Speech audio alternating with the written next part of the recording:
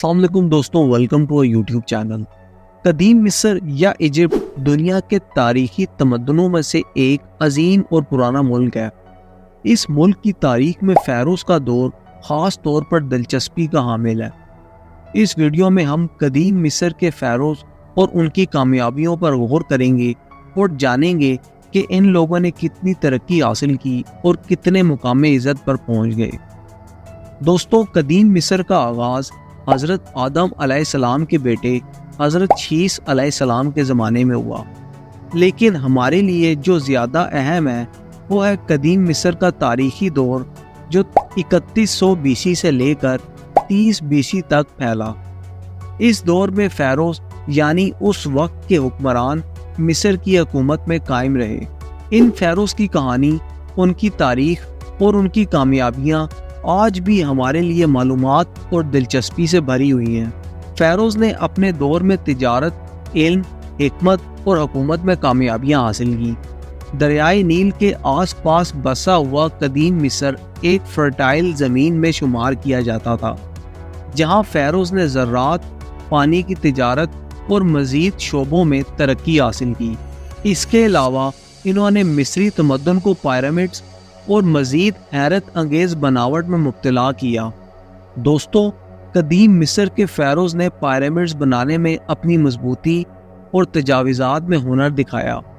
Pyramids جنہیں آج بھی دنیا کے ہر کونے سے لوگ دیکھنے آتے ہیں، ان کا ایک عظیم اور حیرت انگیز کاروان ہے۔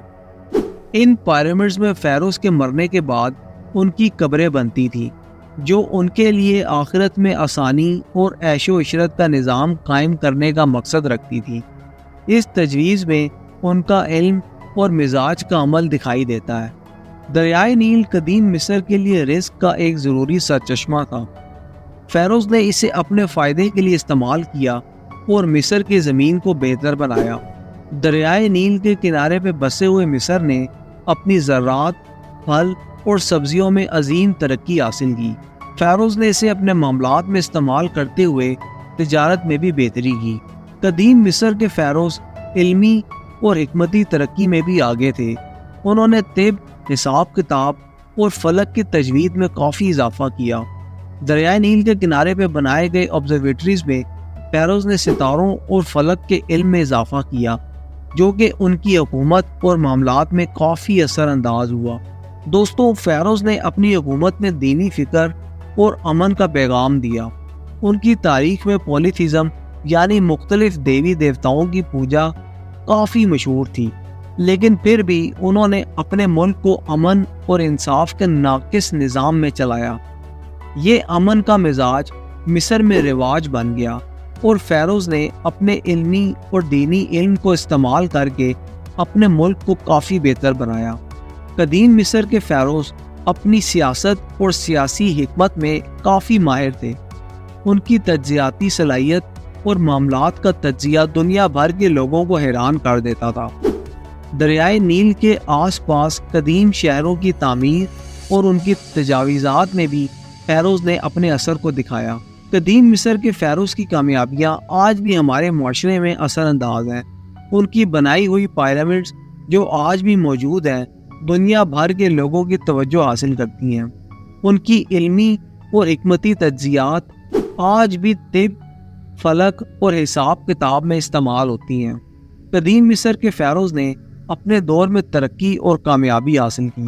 ان کی علمی، تجارت اور سیاست میں کامیابیاں ان کے اثر کو ہماری تاریخ میں روشن کرتی ہیں۔ یہ لوگ اپنے وقت کے مطابق تمام علمی اور تجزیاتی اصولوں پر عمل کرتے تھے، جو ان کو دنیا بھر میں مشہور بناتے ہیں۔ قدیم مصر کے فیروز کی کہانی سے ہمیں یہ سیکھنے کو ملتا ہے کہ علم اور عمل سے ہی ایک قوم اپنی اصل مقام تک پہنچ سکتی ہے۔ فیروز کا دور مصر کے لیے ایک ضروری سفر تھا، جو علم و حکمت میں اضافہ اور ترقی کا سفر تھا۔ دریائے نیل، جسے فیروز نے اپنے فائدے کے لیے استعمال کیا، ان کی تجارت اور زراعت میں بڑی کامیابی لے کر آیا، لیکن فیروز کے دور کی اصل چمک دمک ان کی علمی اور حکمتی کرشماتی دور میں تھی۔ فیروز نے اپنے زمانے میں علم و حکمت میں بلند مقام حاصل کرنے میں کسی قسم کی کمی نہیں رکھی۔ ان کا دور طب، حساب کتاب اور ایسٹرونومی میں اضافہ کیے بغیر نہیں گزرا۔ طب میں فیروز نے عجیب و غریب بیماریوں کا علاج ڈھونڈ نکالا تھا۔ ان کی ہربل دوائیں اور تجزیاتی علم نے طب کو ایک نیا پنکھ دیا۔ دریائے نیل کے کنارے پر بنے آبزرویٹریز میں فیروز نے ستاروں اور فلک کی تجوید میں اضافہ کیا۔ ان کا غائبانہ علم اور ہوائی تجزیہ انہیں دوسرے ملکوں سے آنے والے حملے سے بچانے میں کافی مدد کرتا تھا۔ اس علمی ترقی نے قدیم مصر کو دنیا بھر میں پہچان دلانے میں کافی مدد کی۔ دوستو، فیروز کا دور سیاست اور ریاست میں بھی اضافے کی طرف اشارہ کرتا ہے۔ ان کا علمی تجزیہ اور دینی فکر انہیں اپنے ملک کو بہتر ترین طور پر چلانے میں مدد دیتا تھا۔ انہوں نے اپنی حکومت میں امن، انصاف اور مساوات کا نظام قائم کیا۔ دریائے نیل کے آس پاس بسی ہوئی عوام کو ان کی حکومت میں شامل کر کے فیروز نے ایک مضبوط اور تعاون میں مبنی ریاست تیار کی۔ فیروز کا دور مصری تمدن کے لیے نیا آغاز تھا۔ انہوں نے قدیم نقوش اور ہنر کو اپنے دور میں بھی جاری رکھا اور نئے تجزیے اور کھدائی دلیلت کے ساتھ ترقی حاصل کی۔ اس دور میں قدیم مصر نے آرکیٹیکچر میں بھی کافی اضافہ کیا اور پیرامڈز، ٹیمپلز اور ٹومز جیسے سٹرکچرز کو بنایا۔ فیروز نے اپنے دور میں دینی فکر اور امن کا پیغام دیا۔ یہ لوگ اپنے علم اور دینی علم کو استعمال کر کے امن اور انصاف کا نظام قائم کرتے تھے۔ اس کا اثر آج بھی مصر کی تہذیب اور تمدن میں محسوس ہوتا ہے۔